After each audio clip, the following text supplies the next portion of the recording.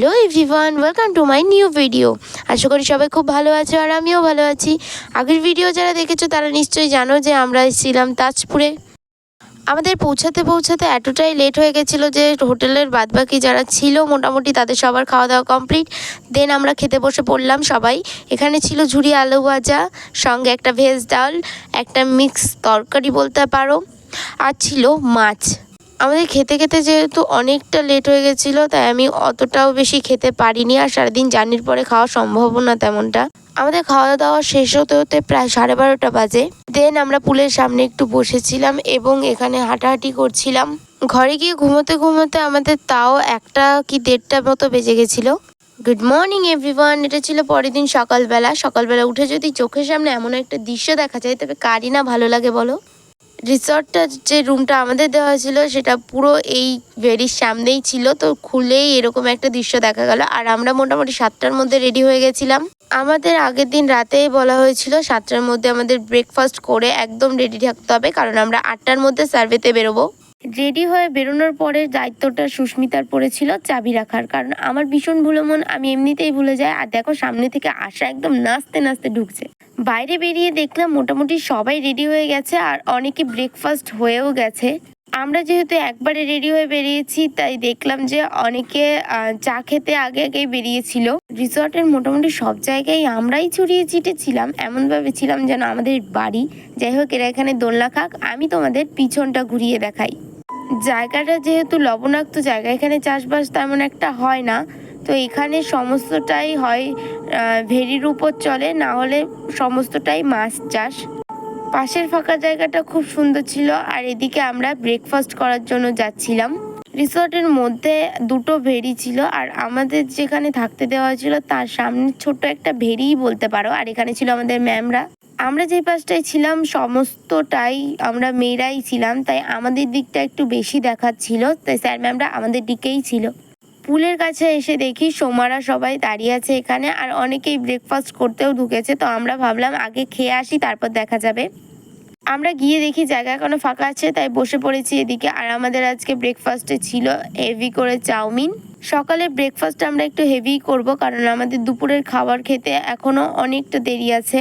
যেহেতু আমরা সার্ভে করতে যাব, তো কখন ফিরবো তার কোনো ঠিকানা নেই, তাই আমরা হেভি ব্রেকফাস্ট করেই বেরোবো। যাই হোক, আমাদের খাওয়া দাওয়া কমপ্লিট হয়ে যাওয়ার পরে আমি একটু এখানে দোলনা চড়তে এসেছিলাম, আর আকাশটা দেখতে পাচ্ছ আজকে কত সুন্দর। রিসর্টে আসার পরে কিন্তু অনেকের সঙ্গে আমাদের দেখা হয়েছে, চলো তোমাদেরও দেখাই তাদের। আমরা যেখানে ছিলাম তার সামনেই এই 4টে রাজহাঁস, প্রায় আমরা 2 দিন ছিলাম, সমস্ত দিনটাই এখানে ছিল।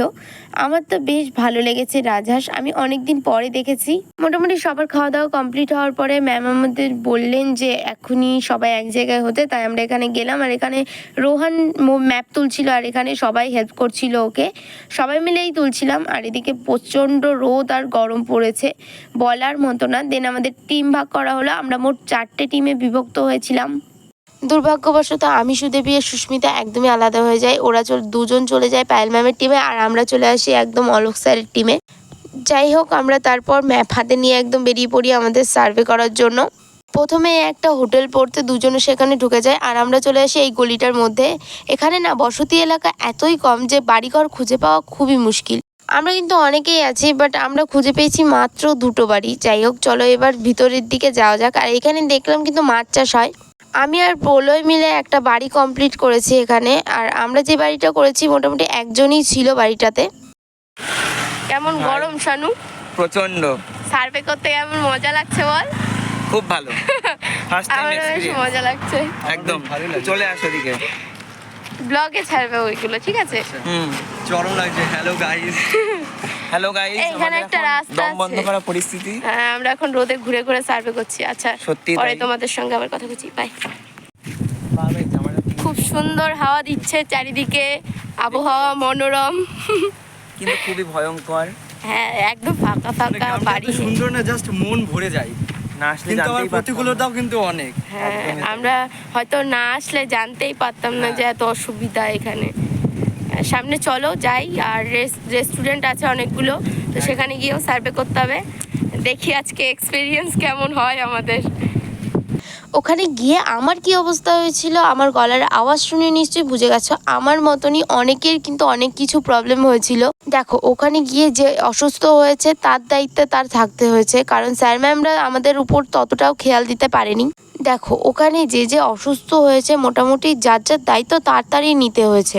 আমাদের মধ্যে এমনও একজনের হয়েছে যে অ্যালার্জিতে সে বেরোতেই পারেনি সার্ভে করতে। আর তার থেকেও বড় ব্যাপার ওইখানে এতটাই জলের প্রবলেম ছিল বলার মতো না। আমরা জল কোথাও পাইনি, হোটেলে ঢুকেছে শান্তিমতো জল খাবো সেটারও উপায় ছিল। যাই হোক আমরা বাড়িগুলো কমপ্লিট করলাম, আর একটা বাড়ি কমপ্লিট ছিল না। আর এইদিকে দেখো আমরা কোথায় চলে এসেছি। আমরা না ঘুরতে ঘুরতে একদম পিছন দিকে চলে এসেছিলাম, আর ওই যে সামনেটা দেখতে পাচ্ছ ওখানে ছিল সমুদ্র। আমি তো ভাবতেই পারছিলাম না ওখানে সমুদ্র আছে। আমরা বাঁধের এই সাইডটা চলে এসেছিলাম ঘুরতে ঘুরতে। আমাদের হাতে কিন্তু ম্যাপটা ছিল না, তো আমরা বুঝতে পারিনি যে আমরা ঠিক কোন সাইডে এসেছি। क्या है ये? তাই তো বলছিস, কি দারুণ ফুলগুলো আছে সামনে দেখ। Oh my goodness! সত্যি অসম। এটা চারিপাশে এইগুলো দেখ। সুন্দরবন লাগছে না? একদমই তাই, দীঘাও কোনদিন সুন্দরবন হয়েছে। দেন আমাদের একটাই বাড়ি বাকি ছিল, সেখানে আমরা 3জন মিলে কমপ্লিট করলাম। আর আমরা যেহেতু 3জন একসঙ্গে ছিলাম তো 6টা বাড়ি কমপ্লিট করতে অনেকটা টাইম লেগেছে। দেখতে পেলে যে এখানে কাকিমা কিন্তু বড়ি দিয়ে দিয়েছিল। আর এদিকে আমরা যতটা শুনলাম যে বাঁধের জন্য জলটা আসে না, সমুদ্রের জলটা, তাই জন্য এখানে চাষবাস বেশ ভালো হয়। দেন আমাদের কিন্তু অনেকটা লেট হয়ে গেছিলো, তাই আমরা 3জন আবার বেরিয়ে পড়লাম। আর আমরা তো বুঝতেই পারিনি আমরা এতটা দূর চলে এসেছিলাম। এখানে আরেকটা হোটেল ছিল, আমরা একটা হোটেলে ঢুকলাম, কারণ এইদিকে যে কটা হোটেল ছিল মোটামুটি আগেই ওরা করে নিয়েছে। আচ্ছা আমরা করে মানে এর মাধ্যমে কি বোঝা যায়? ফাইনালি সার্ভে শেষ হলো, ঘোরার টিম শেষ হলো। বিকেলে আবার বাকি আছে। বিকালে আবার বেরোতে হবে আমাদের। বিকালে বেরোনো হবেও না, কেন শরীর হবে আর না? চাইছে না, কিন্তু এনার্জি নেই। শরীর লাই ভাই গাড়ি আছে। সমুদ্রের এত কাছাকাছি গিয়েও আমরা সমুদ্রকে দর্শন করতে পারলাম না, এটা আমাদের সত্যি বিরাট বড় আফসোস থেকে যাবে। তো গাইজ তোমাদের একটাই কথা বলবো, যদি মনের কখনো অন্তর থেকে একটা ইচ্ছা জাগে যে এটাকে দর্শন করবো, অবশ্যই দেখে এসো, সে যে পরিস্থিতি হোক না কেন। একদমই তাই। ভাই আমরা তো পারলাম না, কিছু করার নেই এখন আর। এর মধ্যে কিন্তু বলে একটা বেশ বড় কথা বলে দিল, তোমাদের মন যেটা চাইবে সেটাই করো। আর আমি কিন্তু এখানে ফুটেজ অ্যাড করে দিয়েছি, কারণ অনেকে বলতে পারে এবার সুইমিং পুলে কি হয়েছিল। যাই হোক আমরা এসে একটা প্রচুর বড় একটা ঝাড় খেয়েছি ম্যামদের কাছে। দেন ঝাড় খাওয়ার পরে আমাদের পেটে চুইচুই করছিল, তাই আমরা ভাবলাম চলো এবার লাঞ্চও করা যাক। লাঞ্চ করার পরে বিকালে কিন্তু আমরা সবাই আবার কাজ নিয়ে বসে পড়েছিলাম। আর এদিকে কিন্তু সুইমিং পুলের এখন জল পাল্টানো হবে, তাই জন্য এই ফোয়ারাগুলো চালিয়ে দিয়েছিল। আর খুব সুন্দর লাগছিল কিন্তু, তাই একটু ভিডিও করে নিলাম।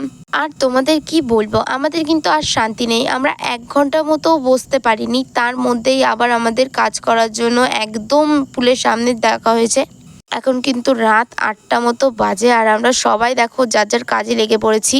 এখন আমরা যে সারাদিন ডেটাটা তুললাম সেই ডেটাটা একদম এন্টার করতে হবে। আর এখানে সবাই বসেও পড়েছে, 4টে টিমের 4জন মিলে কাজ করছে, মানে 4জন এন্টার করছে, আর আমরা বাকি সবাই হেল্প করছিলাম মোটামুটি। আর এদিকে আমাদের টিমে রশ্মিতা কাজ করছিল, আর এদিকে ছিল রিয়া, ওকে বলে দিচ্ছিল শানু, সায়ন্তনী। আমরা মোটামুটি যারা যারা ছিলাম সবাই এখানে আছি, কারণ কেউ এখান থেকে যেতেও পারবে না। আমাদের অবস্থা ঠিক কেমন হয়েছিল বলার মতো নয়। তোমরা যদি কোনোদিনও সার্ভে করতে যেয়ে থাকো, আর যদি সাথে এরকম একটা স্ট্রিক্ট ফরওয়ার্ড স্যার ম্যামরা থাকে, তবে আর কি বলবো বলো। আমাদের বলা হয়েছিল 9টার মধ্যে আমাদের এই 2টো কাজই নেবে।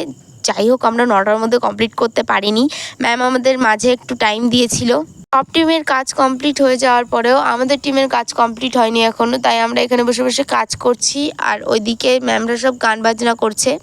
গান বাজনা করলেও কিছু হবে না, কারণ আমাদের অন্তত কাজটা কমপ্লিট করতে হবে।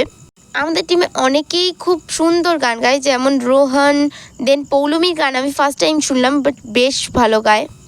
দেন আমরা কাজটা স্টপ দিয়ে এখানে খেতে চলে এসেছিলাম। আর এটা ছিল আমাদের একটা কাজ বলতে পারো। জলটা আমরা যে কবার খেয়েছি সে কবার টেবিলের পাশ দিয়ে ফেলেছি। রাতের খাবারটা ছিল পুরো একদম ভিআইপি খাবার।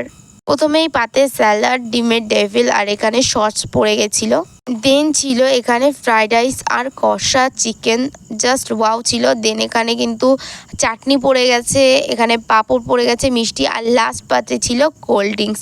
এখানে সুদেবীর খাওয়া জাস্ট অসম ছিল ব্রো। অ্যাকচুয়ালি কেসটা কী হয়েছে বলো তো, আমাদের সবার খাওয়া দাওয়া কমপ্লিট হয়ে গেছে কিন্তু সুদেবীর এখনও খাওয়া কমপ্লিট হয়নি। আর যেহেতু আমি কোনায় বসেছি তো আমি বেরোতেও পারছিলাম না, তাই আমি বসে বসে ওর ভিডিও করছি আর ও খাচ্ছে এখানে আরামসে। বেচারা খাক, ওকে আর ডিস্টার্ব করে লাভ নেই। কি আর বলবো, খেয়ে উঠেও আমাদের শান্তি নেই। 10:30টার সময় আমাদের বলা হলো আমাদের সকাল 7টার মধ্যে কাজটা কমপ্লিট করে দিতে হবে, যে করেই হোক। জীবনে কোনো দিন যদি মনে থাকে তাহলে সার্ভে আসার জন্য এতটা লাফালাফি আর কোনো দিনও করবো না, আই প্রমিস। রাতে খাওয়া দাওয়া করে কোথায় একটু ঘুম দেবো ভালো মতো, সেখানে আমাদের এখন রাত জেগে কাজ করতে হবে, ভাবা যায়? ভিডিওটা এখানে এন্ড করছি। পরের পার্টে কী কী হলো অবশ্যই জানতে পারবে, আর আমরা কী কী করলাম সারা রাত জেগে সেটাও জানতে পারবে। তো ভিডিওটা ভালো লাগলে লাইক কমেন্ট শেয়ার করতে একদম ভুলো না।